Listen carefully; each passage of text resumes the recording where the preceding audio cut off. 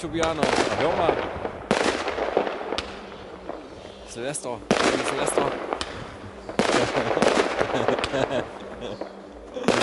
Ja, ich hab einen Zug. Ja, wir machen hier Paunsdorf. Sportplatz. Paunsdorf hat auf dem Sportplatz, ja. Genau. Ja, genau.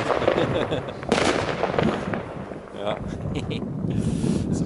Und danach, na wir sind gerade am Fasten. Wir fasten gerade.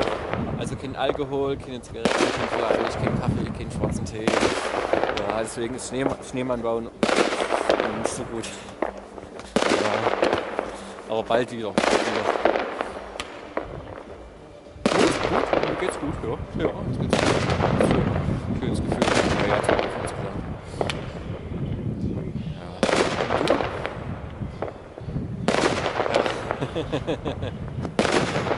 Frauen. Ja.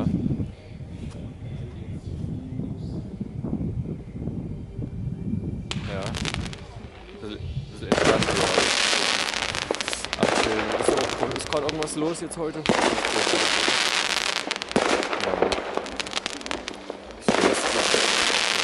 Mal gucken, wie so meine schöne Party steht. Mal losziehen. Lass uns mal nächstes Wochenende. Ach so, hier, merkt ihr mal vor, 30.04. 30.04. Geburtstagsparty. Wie voriges Jahr mit Quietschina wieder im Bayerhaus. Im Keller. Ja. Ja? Genau. Denn ich habe am 19. und am 30.04. machen wir die Party. Die hat im März. 20 oder sowas. Ja.